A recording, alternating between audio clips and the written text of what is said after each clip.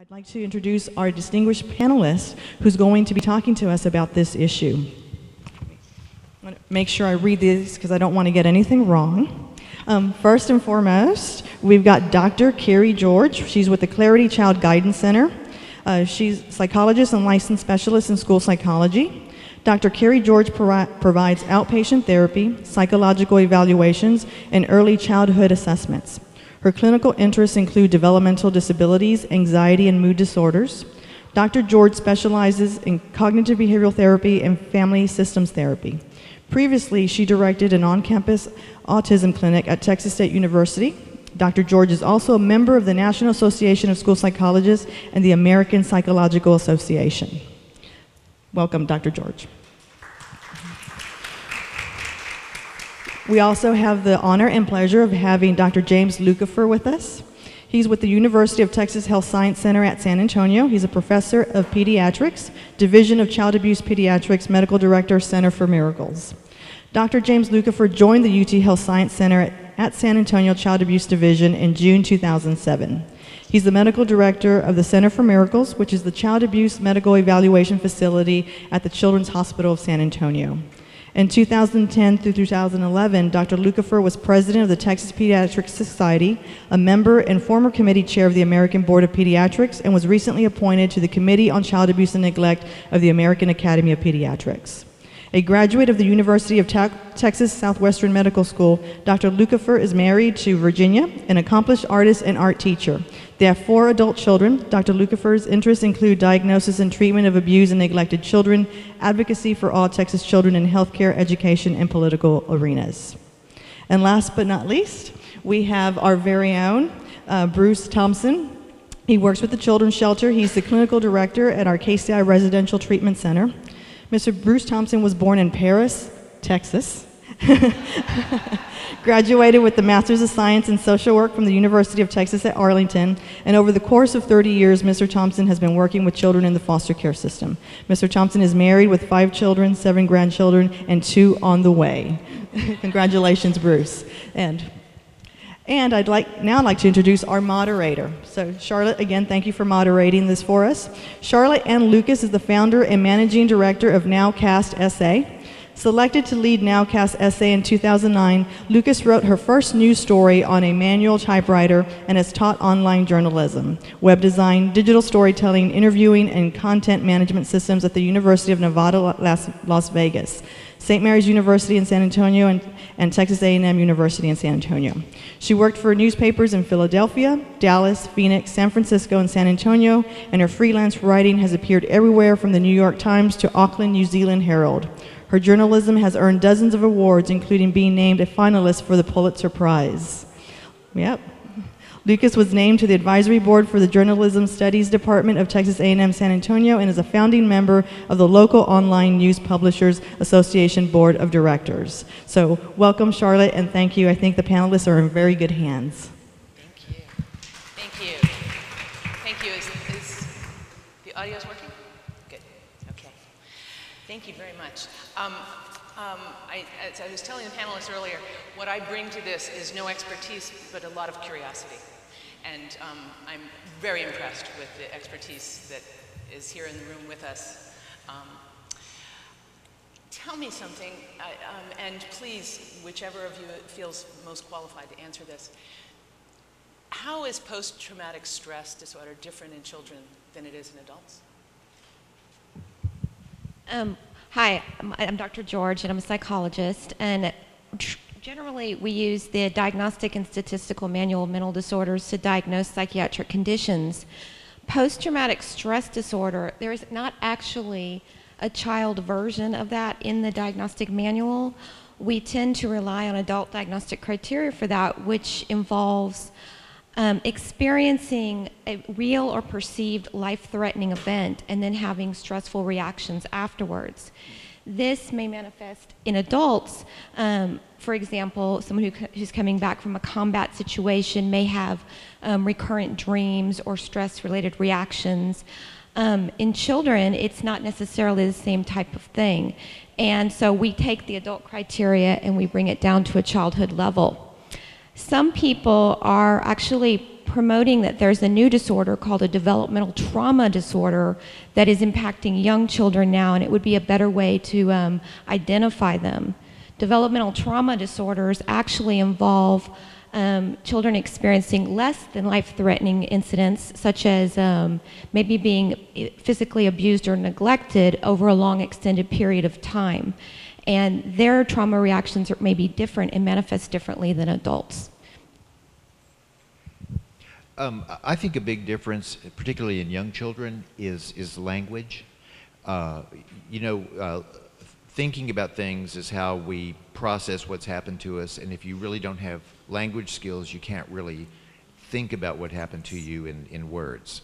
And so if you can't think about it in words, you think about it with your gut.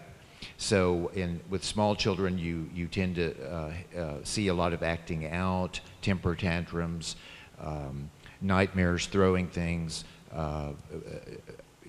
throwing up, things that really come more from the gut. And that, I think, makes it very difficult for therapy in young children or in speech-delayed children, because they just don't have the ability to put things in words. There are actually some assessments now that are reflecting for children who have been abused, neglected, such as the TESI-C, which pick up on those kinds of issues. There are multiple traumas that these children experience, and have helped to identify those children who are experiencing that. And those children also who are younger and don't have the developmental level to conceptualize the difference between thoughts, feelings, and actions, it is more difficult to work with them and treat them than persons who have those abilities. Well, let's step back for a second and look at it from the other end of it. What's the long-term impact of abuse and childhood trauma? Well, there's a lot of factors that go into play for long-term effects. Some children have suffered abuse and neglect and are quite resilient. And in fact, with a supportive adult and a lot of therapy and high-quality services, do well as adults. A primary source of the children actually don't do well after abuse and neglect, and they actually may have trouble in school. They may have trouble getting along with their peers. The ones that are in foster care may have to go through several foster care facilities and homes because they have behavioral problems throughout their lives that are related to the trauma. And so it can impact them well into their adulthood and into their adult relationships.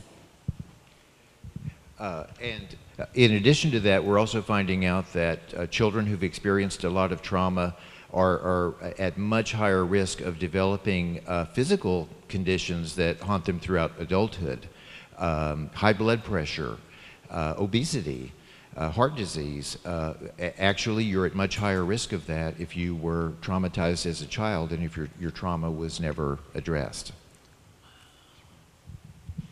And also the experience that children have of learning difficulties as a result of their trauma is something that carries forward with them into adulthood. Certainly it affects their self-confidence, their ability to obtain employment and maintain employment, and those kinds of issues which affect them as adults. So left unaddressed, it has a tremendous impact on all of us, right? Absolutely. I also wanted to add to that, as these children who have been abused go into adulthood and get into adult relationships, they're raising their own children, and they have the impact of what happened to them as a child in their child rearing practices. So early intervention is key to help them on a better trajectory so that when they're adults and when they have their own children, the abuse does not recur. Right. So we kind of can interrupt that cycle. Right. Absolutely. So what is toxic stress? I'm hearing that term. What is it, and how does it affect children? Well, toxic stress it refers to the fact that experiencing trauma, such as abuse and neglect, affects so much of the way, as we've been talking about, that we not only deal with others, but even what happens internally with our own bodies. So that, for instance, the effect on the physical well-being of the child, as well as the mental and emotional well-being of the child.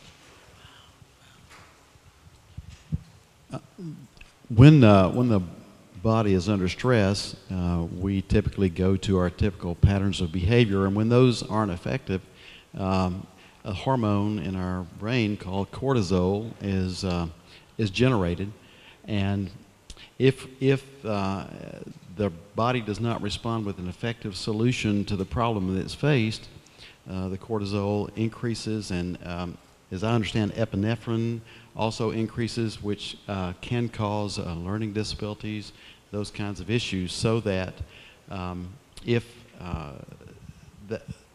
a strategy that reduces that is not effective, the individual will not be able to tolerate stress-inducing situations very well. There's certainly regular amounts of stress that we experience in our daily lives, such as being nervous before an exam or for a first date or something like that, and that's actually healthy stress. And our body learns to cope with this healthy level of stress, and we develop, our cortisol does rise, but we learn how to cope with that arousal level in our body. And there's also more impactful stress, which is experiencing like a death of a loved one or that type of thing, or being in a natural disaster. Our body goes under a heightened amount of stress during those events, but they're short term. And so we do go through a stressful event and our body changes, but it's not long lasting, and we do cope and recover. Toxic stress, which is what we see a lot in abused and neglected children, is long-lasting, intermittent stress. For example, you come home from school and your dad gets mad at you because you didn't bring home your homework, so he beats you. The next day you come home from school and you forgot your homework and dad doesn't beat you. You're constantly on high alert, not knowing when this is going to happen, and you're always stressed out. And it goes on for a long time, and you can't get rid of it. And so the long-term impacts on the brain and your functioning are that you're always on alert and you're always aware that something bad is going to happen and there's no release from it. It's a very different level of stress than we experience with those other types. That was going to be the next question. What are the long-term effects on a developing brain of a child? Well, it actually looks as if you experience toxic stress long enough, there are permanent changes in the way your brain is wired, which take years and years and years to overcome or to rewire, if you will. And once those changes are hardwired in your brain, then you react to all kinds of situations in unhealthy ways. When someone's under stress, the reactions to the environment is called fight or flight. The only two things you know how to do is either run away or stand up and start swinging. And if your brain is hardwired that those are your only two responses to difficult situations, then it creates a great deal of difficulty in school, with other people, and into adult life, from what we're now finding out.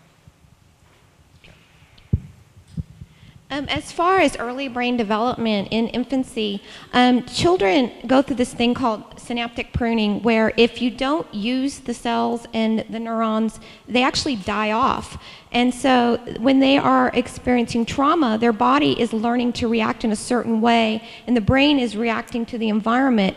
It's not getting the nurturance and support that it needs, so certain parts of the brain do die off. And then we also have this reaction that Dr. Lukefahr was referring to, in which our brain is actually functioning at its base level, which is to either run away or fight a situation or sometimes freeze from a situation. This is in the basic centers of our brain, and our brain is always using these basic parts in the middle of our brain. What happens is the outer parts of our brain, which involve higher level reasoning, such as problem-solving abilities, attention, impulse control, which are more in the frontal parts of our brain, don't develop as well, and we have problems with that as they're going into school and into adulthood, because the brain is really functioning on a more base primal level. For example, I had this kid who was afraid of tornadoes because he'd been in a natural disaster. So every time he saw bad weather, like today, it's gray outside, he went to that basic primal mode that I'm going to be experiencing a disaster, I'm under intense stress. Reasoning abilities, which happen in the outer parts of the brain and the front parts of the brain, were gone. I would say to him, you know, actually, it's just cloudy weather. There's a very low risk of having a tornado today, but that's not how his brain was reacting. His brain was going and saying, there's going to be trauma now. I'm going to have a disaster now. I can't reason with you. And that's what happens with kids who've been abused. The abilities to problem solve and reason and pay attention and all of that, it gets lost. Do you also have some examples of how this has made children, specific children in your practice, respond? I distinctly remember a child who was only 5 years old, and the way we found out that that child had been chronically abused was that every time the teacher in kindergarten told him to be quiet and get back in his chair, he would just absolutely flip out, and he would literally pick up a desk and throw it through a window. This is a 5-year-old child. In exploring why it was that he reacted to just simply being corrected that way, lo and behold, he'd been severely and repeatedly abused at home for as long as he could remember. Okay.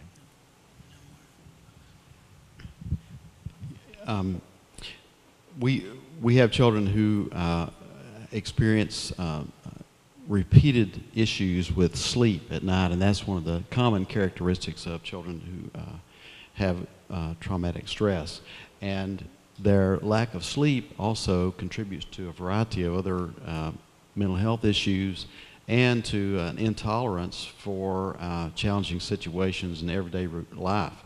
And so part of what we try to do is to help these children develop through medical intervention and also through behavioral intervention, develop coping skills that help them sleep better, and just those changes commonly affect their behavior in a very positive way.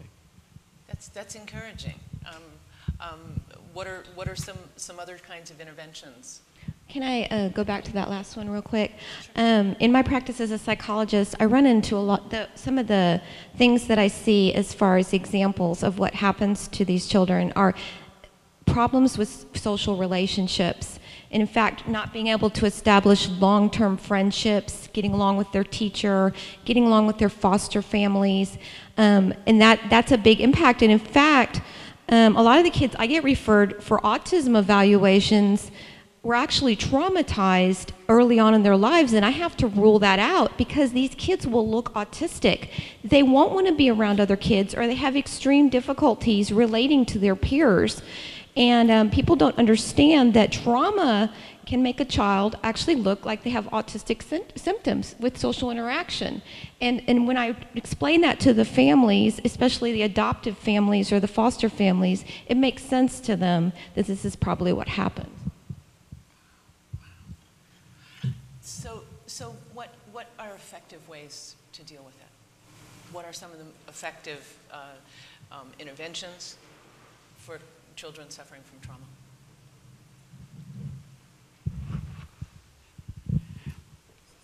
Well, their approach typically is to use environmental changes that help the child have a more predictable environment.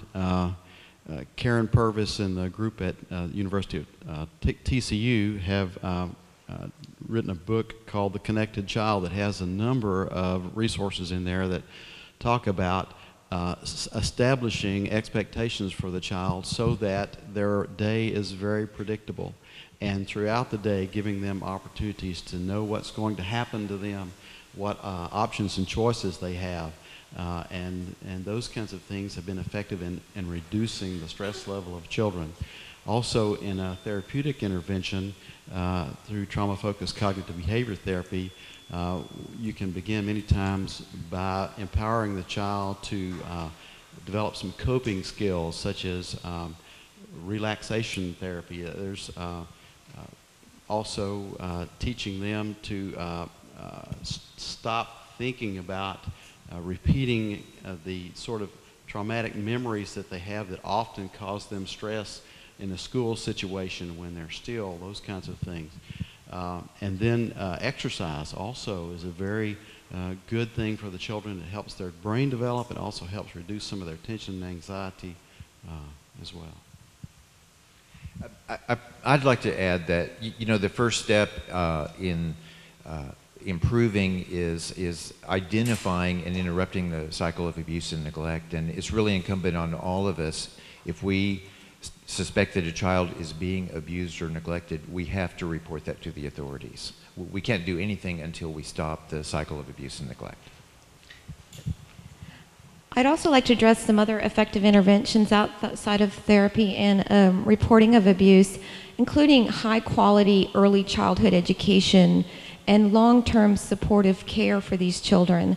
A lot of these children are in and out of foster care with multiple families, and research has supported that being with an adult in a long-term situation who are consistent and reliable and predictable is better for brain development and better for social development than anything else.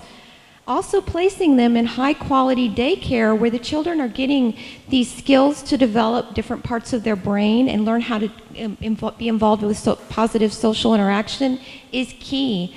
I wanted to refer to you to the Harvard Center for the Developing Child. They do a lot of research on this area, and they do a lot of policy work on promoting early childhood education.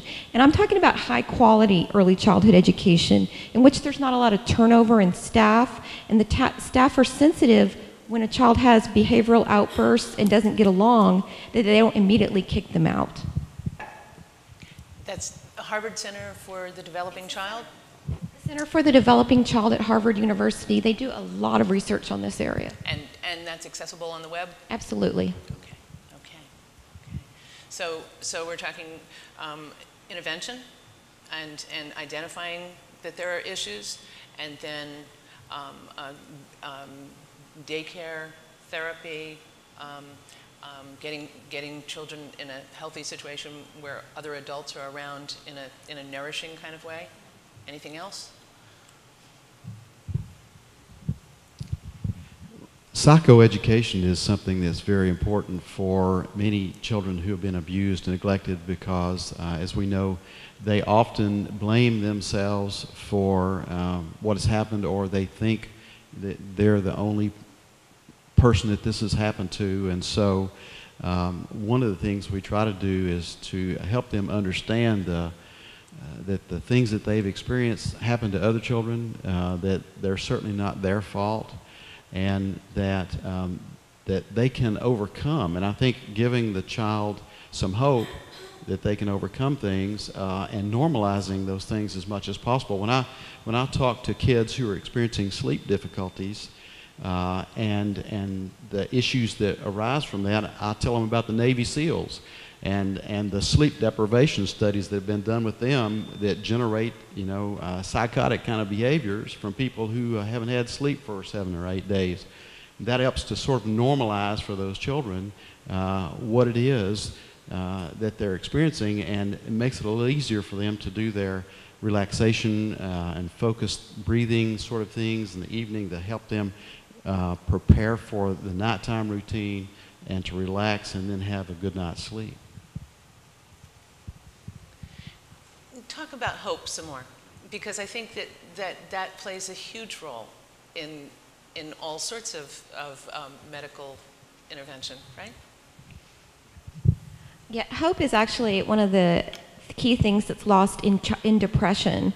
A lot of people who experience depression have a sense of hopelessness about their future and the world and the people around them. So I agree that promoting hope, that life will get better, you will have support from people, will actually help to delay some of the depressive symptoms that happen in children. How do you instill hope? Well, a lot of the studies about resilience, why some children are able to overcome abusive and neglectful childhoods, has to do with being around at least one person who is, if you will, normal, who doesn't act the way the abuser does, and that person can be kind of a beacon that lets that child know at some level that there is a different world out there where people aren't always mean to children. And just having a little glimmer like that of hope a lot of times makes the difference between recovery and not being able to recover. I do the intakes at our treatment center, and with every child who comes in during the interview, I explain to them that children who come to be with us typically get better, that their feelings of hopelessness, that their feelings of anxiety are reduced, that they find opportunities to move into their kinship homes or adoptive homes, or maybe even back with their own families. And then we celebrate each child's graduation from the facility, and that helps to give those kids who are there additional hope that, yes, they did it, I can do it also. Another thing that's important with alleviating the effects of stress in children is to get them so that they're feeling more competent and successful. And one of the places they can get that from is school or extracurricular activities.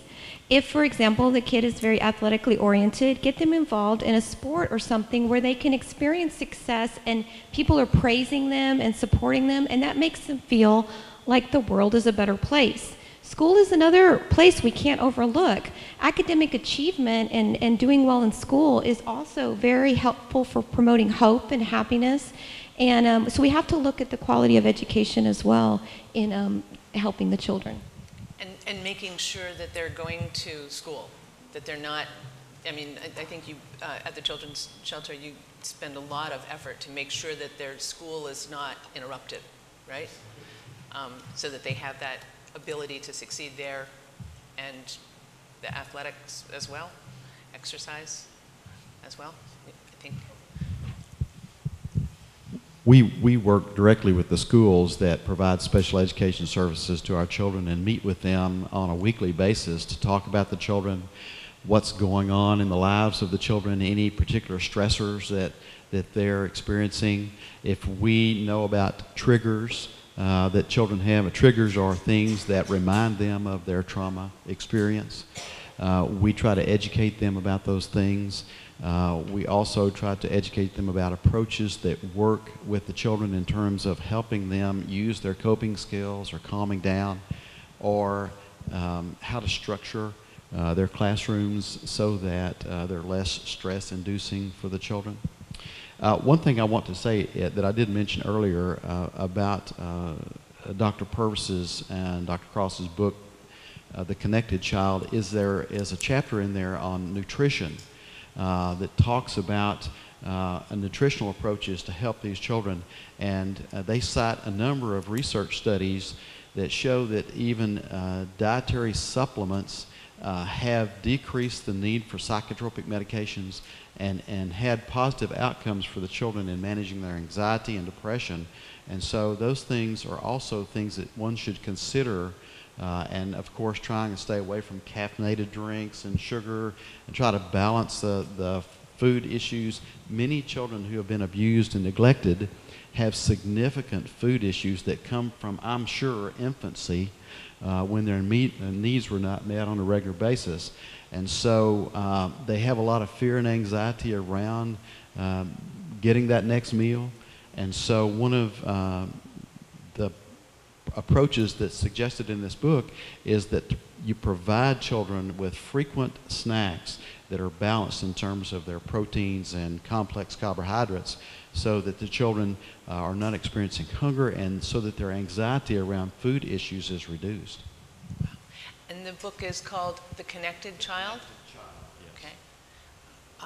So food supplements and also I suspect things like B vitamins and the things that, I'm sorry, back again. Omega-3 fatty, I'm not a physician or anything, I can't even begin to relate to that, but certainly those things are recommended, both multivitamins and complex fatty acids.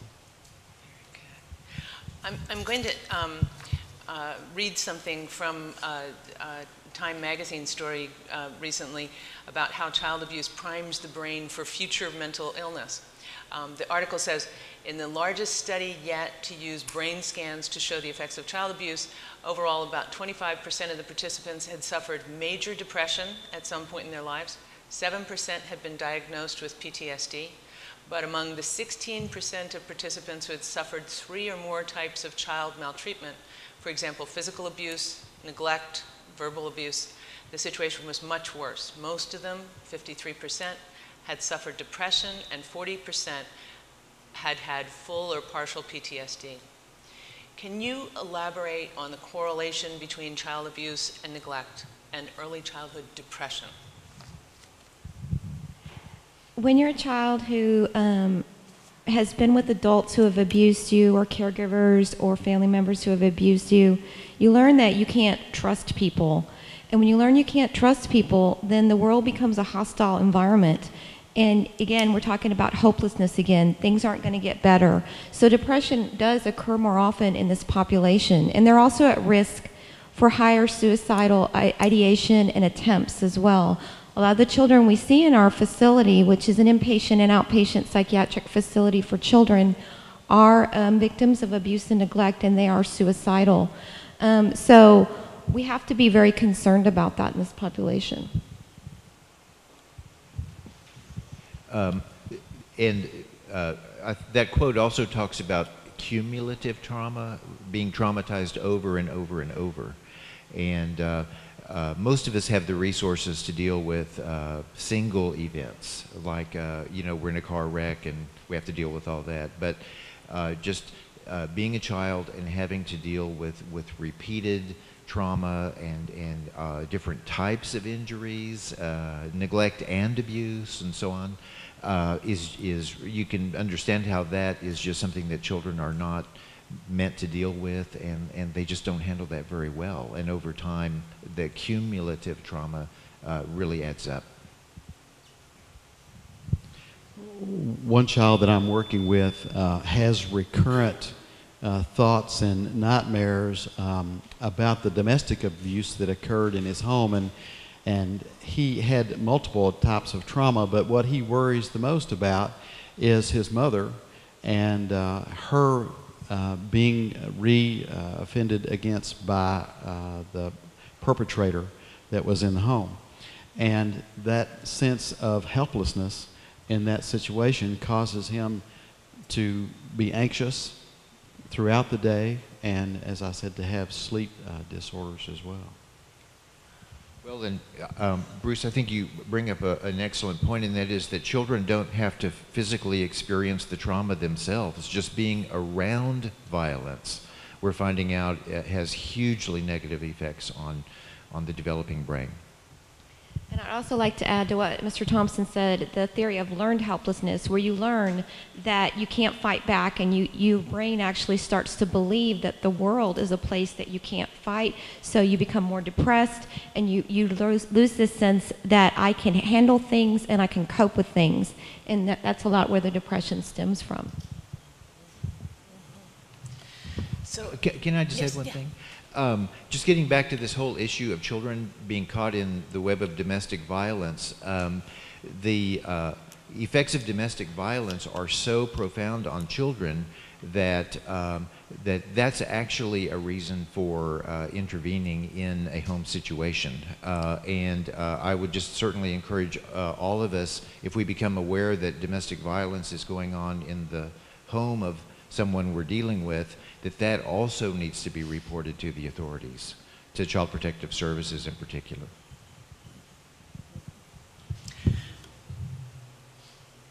No, okay. So We've talked about a lot of the ways of addressing it individually and stuff. What about local, state, federal policies that would help support children and their families? And what also may need to be repaired among those policies? Well, I'll start off, and I think a really key issue is reimbursement for mental health services. And those have been cut and cut and cut repeatedly over the past 10 years, to the point that people who really are experts in the field, like Dr. George and Mr. Thompson here, really can't bring in and recruit the staff that they need to provide those services because the reimbursement is so low. And we really need to convince our lawmakers and decision makers about the really critical nature of the situation. I know you've probably paid closer attention than most to this, but how would the progress of the Affordable Care Act address that, or not? Well, it definitely provides more coverage for mental health. And so it would be a significant improvement reimbursement-wise over what we have now. Okay. What other policies? Well, I'm not sure about policies, but I believe that all of our major support systems in the community, such as education and public welfare, juvenile services, all of those people need to be well educated about the effect of trauma and effective ways to treat trauma, and to set their systems up to recognize that many of their clients are there because of the trauma that they've experienced. I think our judges need to be well aware of what trauma treatment is and the impact that it has not only on the children that they see in their courts, but also on the parents of those children, many of whom were traumatized as children themselves. And I think they need to encourage providers to provide trauma-informed treatment for those parents as well as the children. One of the things I wanted to congratulate our current mayor on, Julian Castro, is the fact that he is involved in local politics and he's promoting early childhood education for preschoolers. In fact, he's trying to promote very high quality early childhood education and intervention, so these children get a head start on a good school environment and that sense of competency and success. The place I referred you to earlier at Harvard University is also looking for other national and local policies that involve helping parents when they're in a low-income situation, maybe not have to work that first year of life so that they can spend the time raising their children in a quality way, and maybe there'd be less abuse and neglect. Also, educating parents on child development and child-rearing practices. I worked at Haven for Hope for a while in town, and that's part of their programming there for families is actually having the parents go to child development classes and parenting classes so that the cycle of abuse and neglect doesn't repeat itself. So I think that's really important at this city, the state, and the national level. So expanding parenting classes and parenting education, and which is particularly, I suspect, important in a city where our teen birth rate is so high, and so it's people without a lot of parenting skills. Increasing education, better preschool, education, again, even of judges, education of... Another thing they were supporting was a very good prenatal care for the mothers who are in low-income situations or high risk. Maybe they're suffering from domestic violence themselves, and that they get high-quality prenatal care. So that at a local level, how does that happen? You know, what policies need to be expanded at a local level to make sure that there is prenatal care? Well, that entails making the care affordable and accessible to the people who most need it. And again, part of it comes back to reimbursement. If healthcare providers can't really afford to be in the part of the community where the need is the highest, then they really can't provide the service.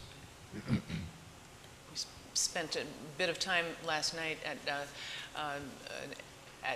UT Health Science Center talking about mending the gaps in healthcare, and those kinds of gaps exist all over where the coverage is simply not available.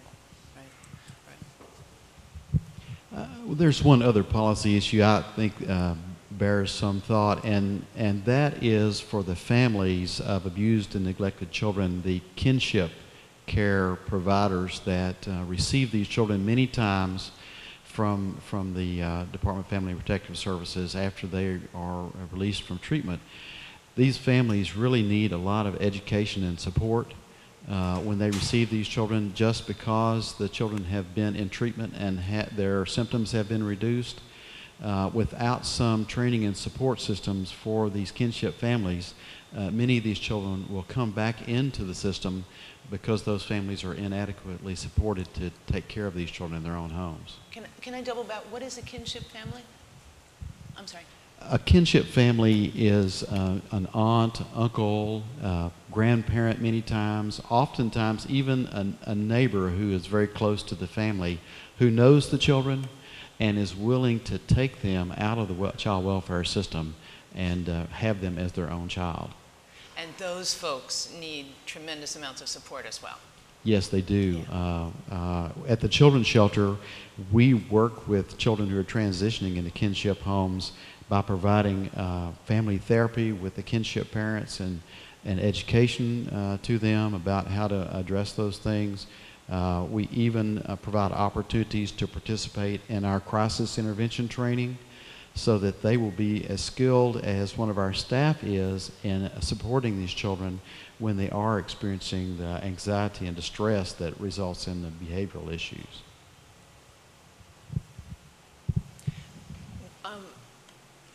What else about the social safety net needs to be expanded, needs to be repaired, needs to be changed to help?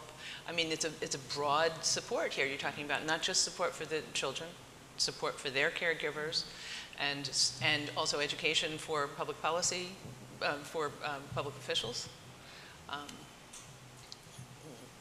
Where else can you draw to support these kids and their families? Well, certainly local fundraising efforts for agencies such as the Children's Shelter. We also support and we donate and receive funding from the United Way, so being involved with that agency as well will help provide a broader range of services for the children in this community. No child should be left without care. That it's not their fault that they can't care for themselves or that they're a minor. So all children should be included in medical insurance and supportive health care plans and with agencies that can help them. So I think that whatever we can do to provide funding either through medical insurance or charitable donations to these agencies and these groups is needed. That turns around to exactly, I mean, we focused on hope for the kids, but also for the people in this room who care very much, and the people who are online watching who care very much. What can San Antonio do? What can people or this community do to help with this problem?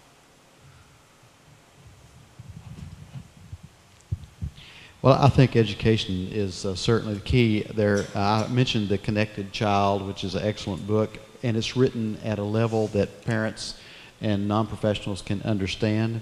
I suggest also for professionals, you might review The Collaborative Treatment of Traumatized Children and Teens by Sachs, Ellis, and Kaplow. You can visit the NCTSN website. That stands for the National Child Trauma Services Network, I think. There is tremendous amount of information for professionals and non-professionals on that network, and also for professionals who want to get some free training on trauma-focused cognitive behavior therapy.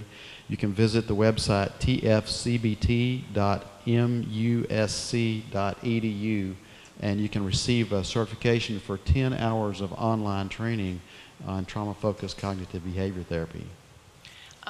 I'm going to promise you right now that if you go to nowcastsa.com after this, I will make sure that these links are in that story, so you can just go there and get those links from that, okay? And that will require some cooperation on your part before you leave, okay? Go ahead. I just want to put in a plea for all of us who are child advocates to contact our elected officials and say this is something that our community really has to have, and that is better support for our children starting from before birth. So you're talking to someone, I mean, the legislative session is going to be getting underway not terribly long from now. What do you say to your lawmaker that they need to address as the session begins? Well, one approach is to point out that it's one of those situations where if we spend a penny now, we'll save a dollar later. If we can cut down on the impact of abuse and neglect on children when they're small, think of the savings in fewer people in jail later, fewer people who need long-term mental health care, fewer people who are experiencing disruptions in their personal lives, and better performance in school, less behavior problems in school. It really is a very wise investment in our future to put a little bit of money towards the cause of our children now. An ROI question, return on investment? Absolutely. And I think that that phrase is more and more associated even with nonprofit work. I definitely agree with what he has to say. We want to prevent problems before they occur rather than react to them after they're already there. And the best way to do that is to support high quality children's health care. So how would the legislature deal with that? Would the legislature deal with that with expanding coverage for something? What did you see cut lately that needs to be uncut? Well, the two things come to mind right away, and that is once again restoring reimbursement for medical services and also mental health services for children. But I would also hasten to add education. The debacle of the last legislative session, the huge cuts in public education have had a whole lot of really negative ramifications for children as well as teachers, and those really need to be repaired. So it's not even as simple as taking funds toward child abuse prevention. It's making sure that the overall education system is healthier. Yes, absolutely. You know, there's the safety net really involves not just home, but school and all the other areas where children spend their time. I do want to mention that there's an excellent documentary called Healing Neen. Some of you may have seen it. And it relates the story of a woman who had been in prison multiple times, lived under bridges, drug abuse, lost all of her children.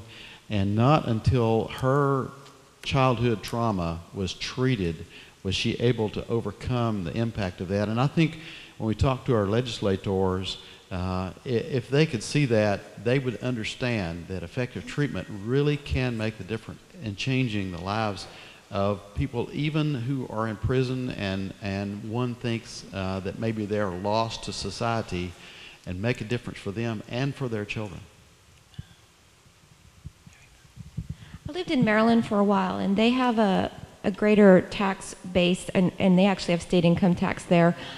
What they do with their state income tax, actually, though, is they have really much better daycare systems and things like that, where the daycare teachers actually have to get an associate's level degree at least to work in those facilities, so they retain their staff long term. And so I don't think we should be cutting funding or reducing taxes with regard to children. We need to be keeping that there, like we're hearing here, because we need to prevent these problems in the future. And one of them includes the educational system, and including daycares and training for those staff. Absolutely. I want want you guys to be thinking about some questions for this panel, because this is designed to be a two-way conversation, so I'm looking forward to hearing what you have to ask as well. Any more on what San Antonio or what the legislature can do? Okay. Do we have some questions from the audience? Okay, hang in there for just a second.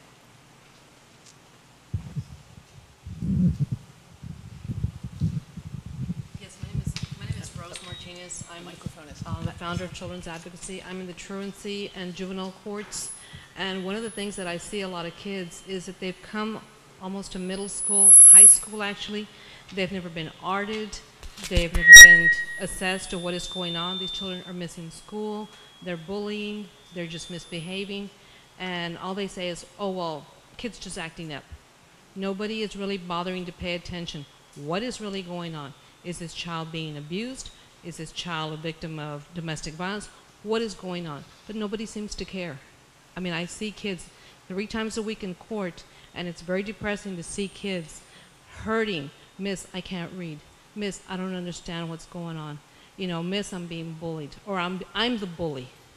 You know, so there needs to be more, I don't know, some kind of more services as far as these kids being ARTed, because again, it goes on for years. And I can speak personally. I have a daughter that in 2nd grade, I insisted that they check my child. Check my child. She had been abused in a daycare. And it wasn't until high school that they actually offered me services for her. So when you talk about funding and you talk about this thing with the mayor, that is awesome, because when children are that young, somebody needs to stand up and come forward and say, you know what, this child needs to be evaluated, needs to be checked, whatever it takes. Okay, thank you. Would any of you like to speak to that? We do provide evaluations all the way down to birth at Clarity Child Guidance Center, and that's one of my specialties there. So if you know of a child who seems to be at risk for some of these types of behaviors, bullying, fighting, dropping out of school, even in the very young ones, we can provide evaluation services for them to kind of determine what's going on. So there are facilities here that can support these kids, and I will go all the way down to birth with these kids. Most of our practitioners work from 3 to 17 at my facility.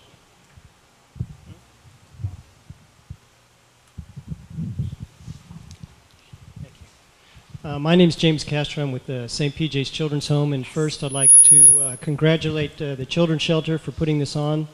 I think this is one of the things that we need to do more often in San Antonio to get the word out and that sort of stuff.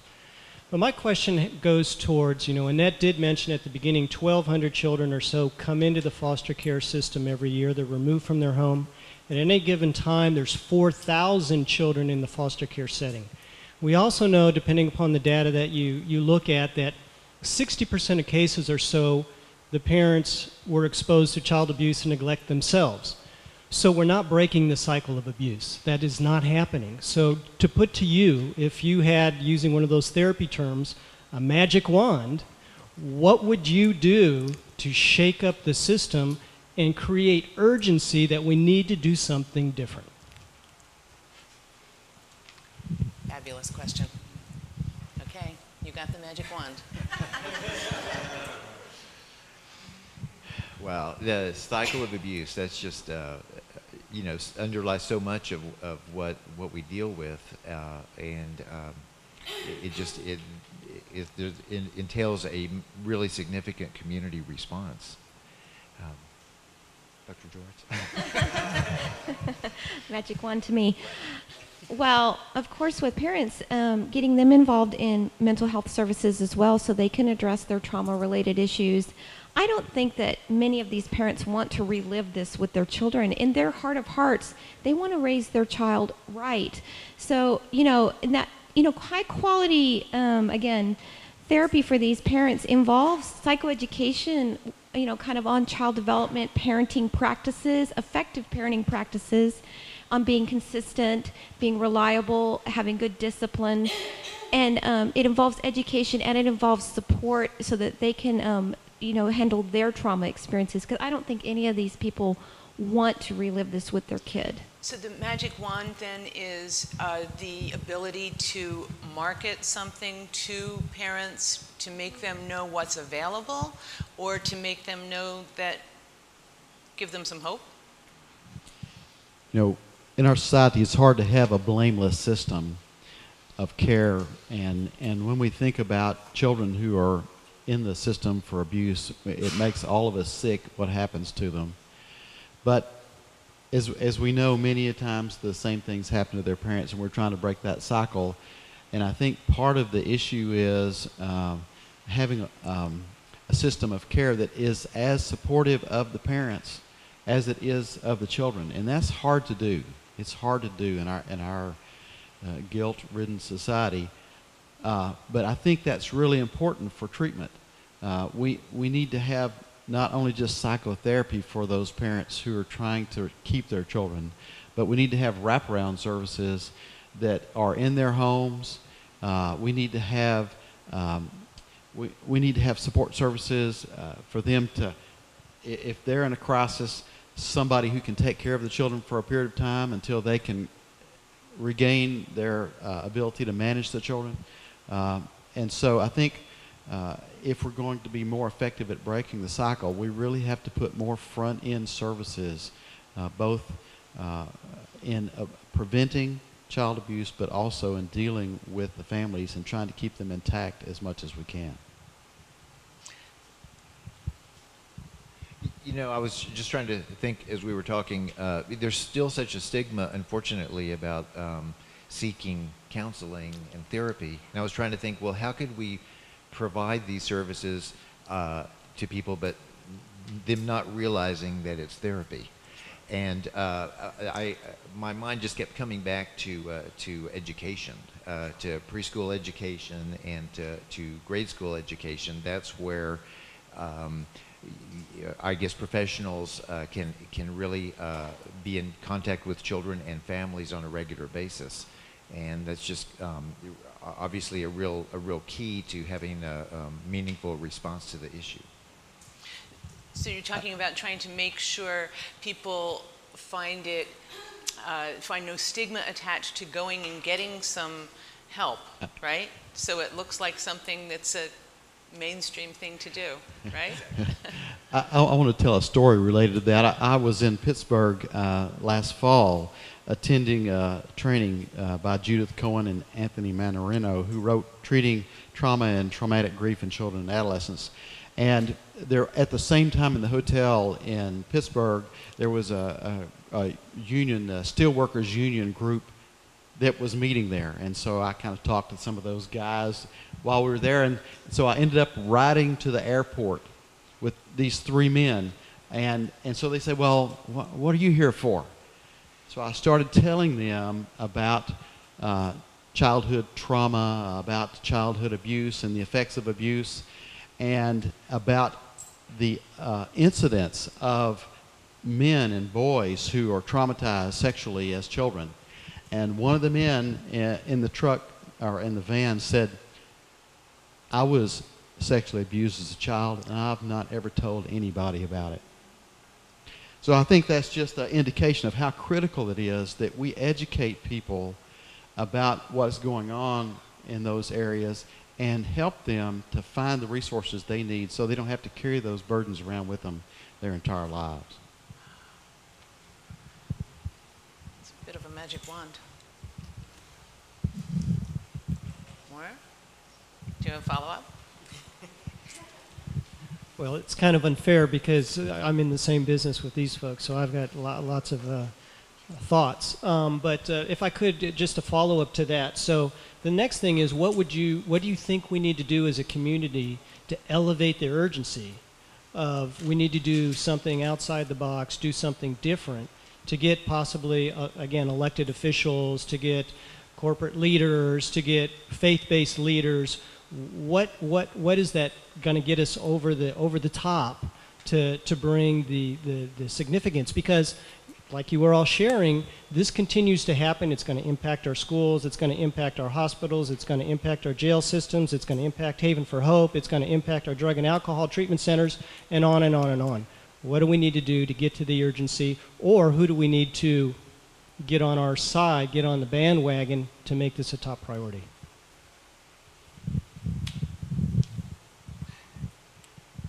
That is a difficult question.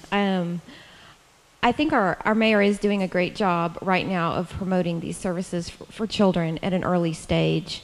Also getting our media involved, having them go out to shelters and schools and early childhood facilities, having them go and talk to the people who work with juvenile justice, having more media involved with this so they can talk about it on the news and in local programming.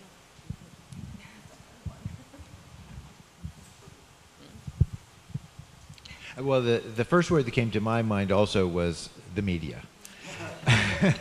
And I would just encourage and charge our colleagues in the media to take on this issue and come to the aid of children by sponsoring programs that shed light on these issues. If I might, on behalf of at least new media, everyone in this room is a publisher now. You're a publisher by virtue of what you can say in your own blog, you're on your Facebook, Twitter stream, on any number of venues. I mean, we are all correspondents these days. So you also all have the capability of publishing your own thoughts about this online and becoming part of at least the new media. So I just want to encourage you to also speak up. More questions? Yes. Again, just thank you to the Children's Center for providing this great opportunity to discuss this. But I know we talked a lot about increasing the quality of child care providers and the education in our school, and I think one thing that we tend to focus a lot about is on child development and teaching teachers and child caregivers about child development, but we don't really teach them about the social emotional development of children, and knowing how important it is to know about the social emotional development of children, or the lack thereof because of trauma that they have they've received, and how to deal with that, because without having that social emotional knowledge, they're not going to be able to learn their ABCs and 1, 2, 3s, if they can't self-regulate and do those kind of things that we want them to do. And just 2 thoughts about home visiting programs and expanding on home visiting programs here in San Antonio, because I think we have some in birth to 3, but then we kind of falter off, and then we don't get back involved until the child's in the juvenile system or something like that. So increasing funding for home visiting programs to help with all levels of the child's years and the parenting that goes along with that.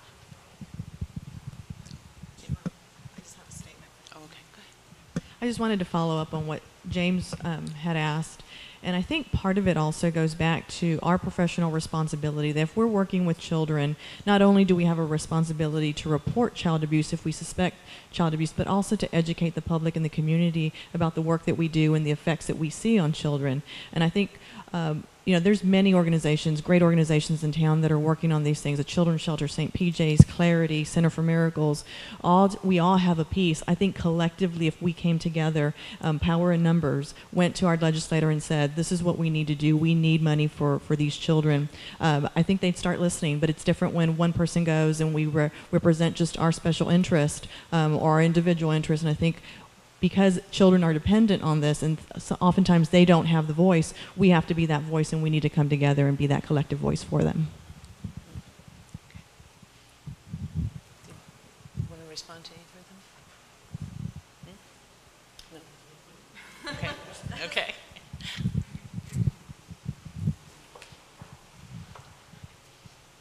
Hi there. I just came, a few days ago, went to the Healthy Futures lunch with the mayor, and they were talking about comprehensive sex education and trying to prevent adolescent pregnancy. And one thing I was thinking about that really correlated with what we're talking about now is allowing parents to prevent pregnancies until they're older and more able to cope with the stress that parenting is. And so I think that maybe increasing access to, contraception. I know they had the drastic cuts to like the Women's Health Program, things like this that would really you know, facilitate families to, you know, plan their pregnancies a little bit better, you know, for themselves.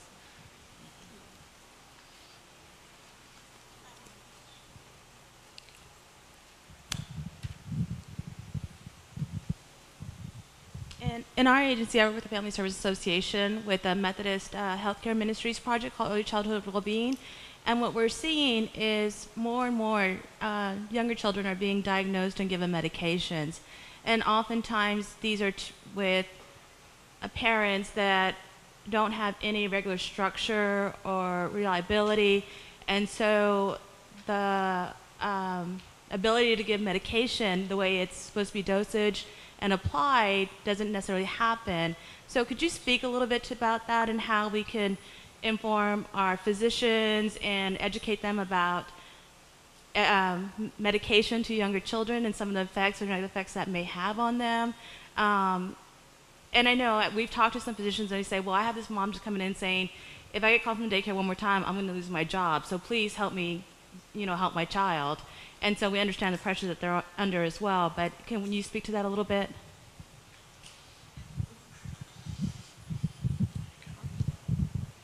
Well, I'm going to start off. That's a very important question, and I'm just going to start off by saying that so frequently prescribing medication to a young child is a response to a crisis situation.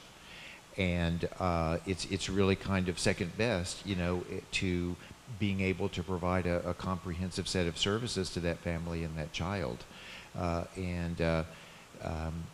You know, I'm not going to defend it other than just to say that sometimes that's the only option. And these are very powerful medications, and you know, we just all hate to see young children on those kind of medications for very long. I would hope that in the ideal world, a contact like that would also involve referral for more comprehensive therapy for that child and that family. When I'm providing evaluations on the preschool population, the number one thing I usually recommend is parent behavior management training, parent support classes, along with a referral to a child psychiatrist or a developmental pediatrician who understands the pros and cons of these medications on young children, especially the diagnoses of certain disorders for young children, like bipolar disorder. I hesitate to diagnose things like bipolar disorder in young children, especially when they've had a trauma or abuse history, because they can display many of those symptoms. But the number one things I'll recommend is medical services in addition to therapeutic services and parent supports. As we were talking about earlier, wraparound services, and also getting them involved in more educational opportunities. So it's not one service, it's many services. Let me follow up quickly. In looking across the country, you've seen many other programs. Are there more comprehensive programs anywhere, or better integrated programs, or better woven into other communities for parenting? Well, I don't know specifically for parenting, but I know in other states they do have school mental health services where they actually have clinics at the school so the parents can access them. And that, so if the parent is going to come pick up their child anyway after school, they might have classes for the parents at that time and support avenues for the parents at that time. And they're actually in the public schools. It's part of the school system.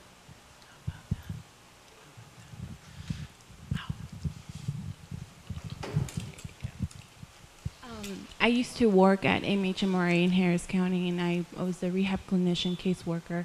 And I worked in partnership with the psychiatrist, therapist, and basically what we ended up doing, it was a team. We addressed this situation from, you know, skills training to therapy to the psychotropic medication. One of the things that I'm doing here right now, I'm a social work student at Our Lady of the Lake, and I'm actually at Head Start. So I'm going to start social skills groups with the kids and things like that. So it's something that, you know, I haven't really seen in Houston. And so it's that followed up in elementary school. And, you know, is the funding there to have social workers at the elementary schools, I guess, because I see it here at preschool, Head Start, but I don't see it elsewhere.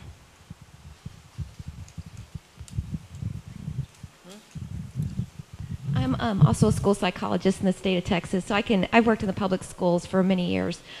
I think that those services do drop off.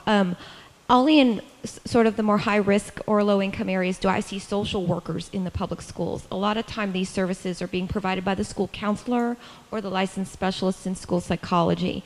And when you talk about social skills training, I always recommend social skills training to the kids in the schools. But a lot of times these schools aren't able to do that because of the other things they're doing or having to follow the state curriculum. So I do believe these services drop off, and they're not always conducted by social workers.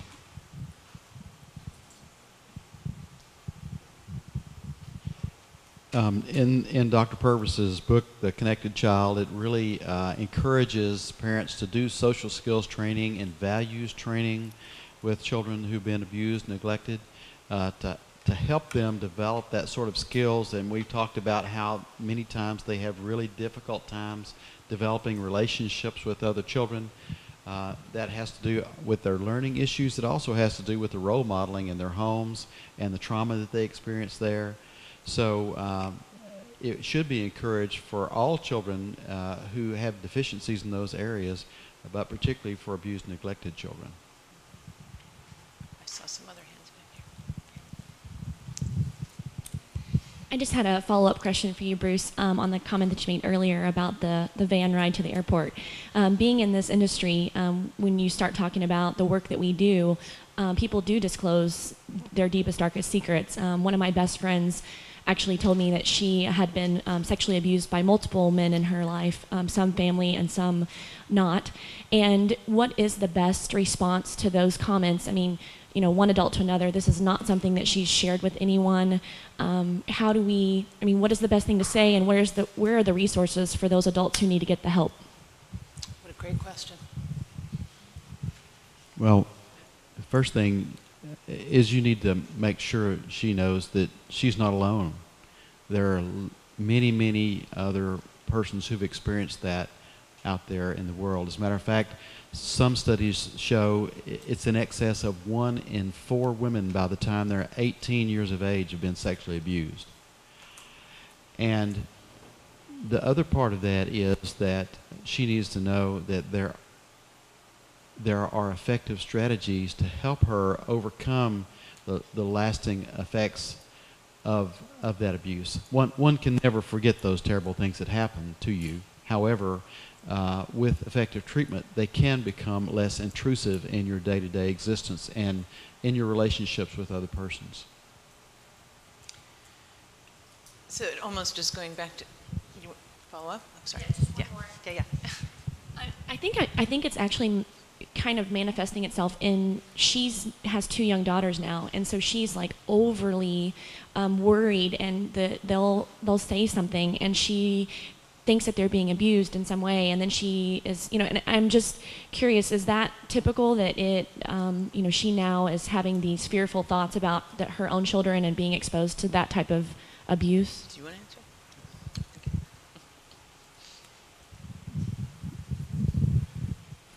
Absolutely. That's typical of persons who have had really any kind of trauma. We're talking about the tornado trauma down here a while ago. So if you've experienced a significant trauma, then you have this whole screen that you look through at the rest of the world that affects how you see it. And if you've been traumatized through sexual abuse, you're going to look at it through that screen. Effective psychotherapy can help. Psychoeducation can help. A supportive family can help.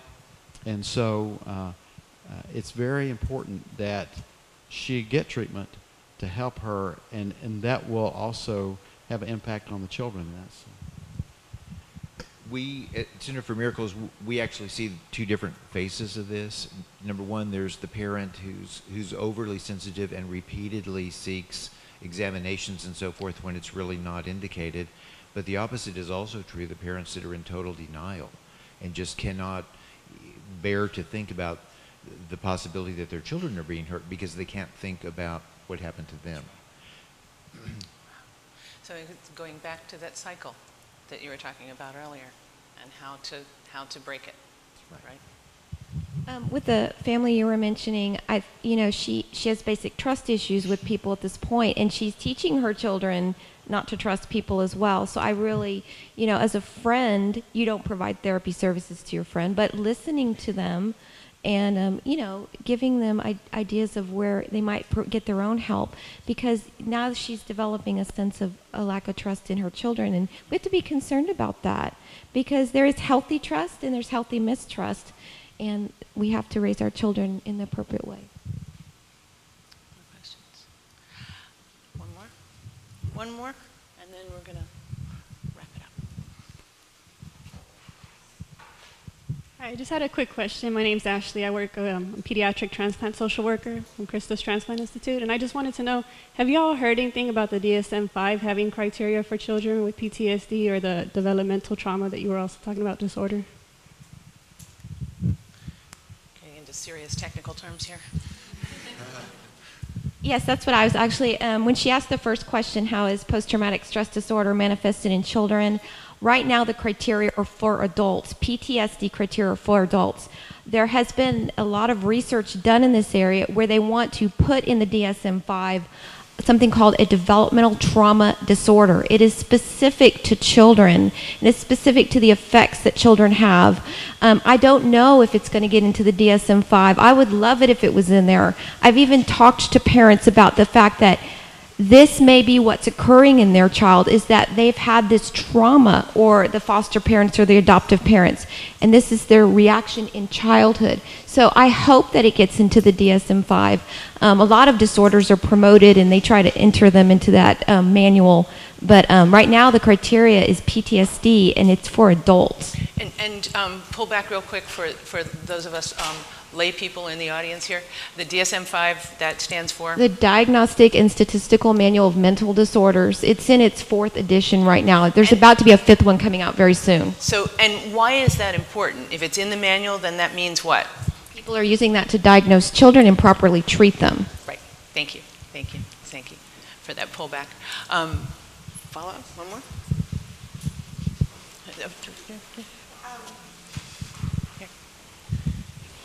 We're talking about a lot of systemic changes here that need to be made. What would it take to get that diagnosis into the DMS-5? Oops, sorry. Well, they're working on the revisions, and they're putting that manual together right now, and it's a team of professionals from around the country. And what's happening is the researchers who understand trauma the best are actually kind of lobbying the people who are putting these disorders into this manual, that this is where the research is. The research supports that there is a developmental trauma disorder. Whether or not they accept it from the research teams is up to the people who put together the Diagnostic and Statistical Manual of Mental Disorders. It's written by the American Psychiatric Association. So you're saying the lobbying is underway? It's going, yeah, it's been going on for a while. Yeah, definitely. Okay. And there was one more follow-up from back here. Just a follow-up question. If that diagnosis does get in the DMS, would that replace a lot of the bipolar and some of the other diagnoses we're seeing put on these young children as a more appropriate diagnosis?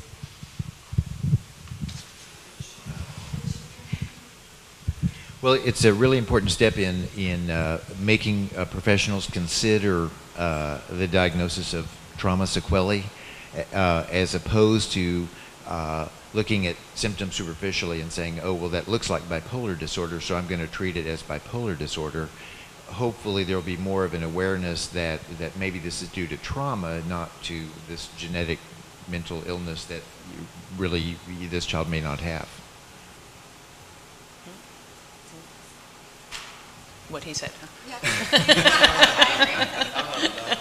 Okay.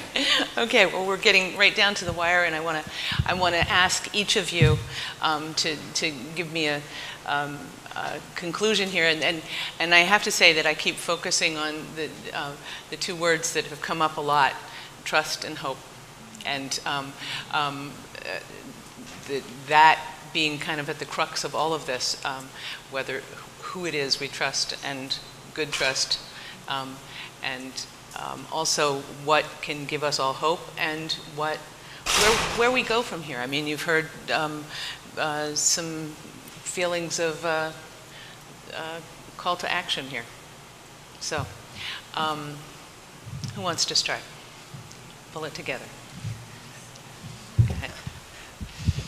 Well, I've been working with abused and neglected children for over 30 years, and I think for me in the past 5 years or so, there has been an increasing emphasis on evidence-based practice so that we're using the science that we have to improve the treatment of children.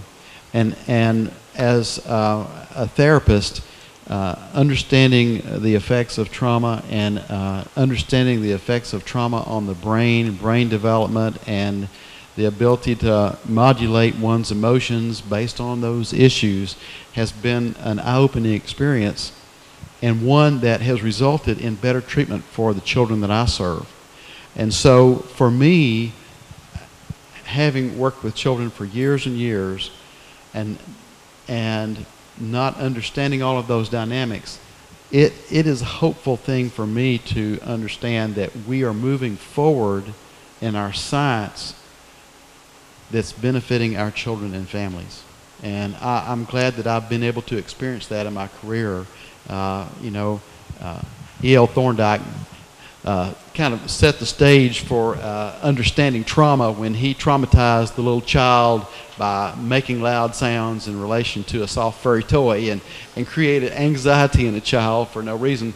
That's kind of a bad example, but the thing is that we learn from that children can be traumatized, and they can associate anxiety with environmental cues that are near them. And so when they experience domestic violence and those kinds of things, we've learned that they can have triggers, and we can help them overcome their sensitivity to those triggers through effective treatment. And so that gives me hope for the future for the children that we serve. Well, there's a cliche, but cliches are usually true. We've all heard it a million times, and that is, it takes a village to raise a child. And it's really true. Children can't stand up for themselves, so we have to stand up for children and families. And I would also add, we also need to stand up for each other. Those of us who are attempting to care for these children and these families that need so much, we really need to be standing up for each other. To second that, there are a lot of people in this audience and on this panel who provide these services to children. I completely agree with you that we need to get together more, and so that we can have kind of communicate across the agencies so that we all are helping these children to the best abilities possible. You have on your seats a town hall survey, and what I'd love to hear from you, as I'm hearing people say we need to get together, put it on here and talk about where you want to go with that. And we'll see if we can't do something like this again. One of the fun parts of this is that when Anais and I started talking about this a while ago, and she said, could we? And I said, let's try it. Let's see. Let's see what happens. We can provide the platform. Thank you very much to Methodist Healthcare Ministries for the underwriting that makes this kind of thing possible, and that can make us all be able to get together and have this conversation and to continue this conversation. So I think we can go forward. Thank you.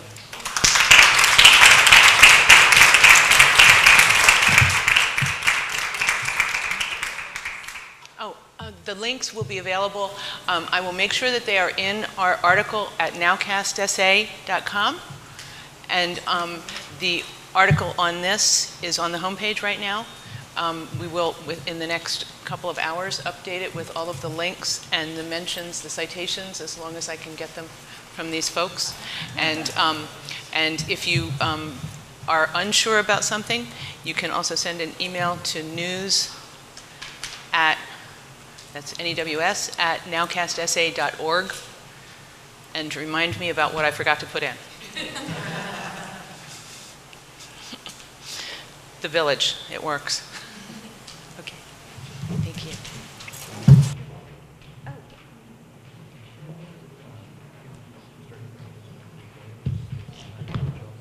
Oh, great. Yeah, you too, James. Get it. off? Yes. Well, maybe. Or if I take it off as well. With so much. Very good, yes. Thank you.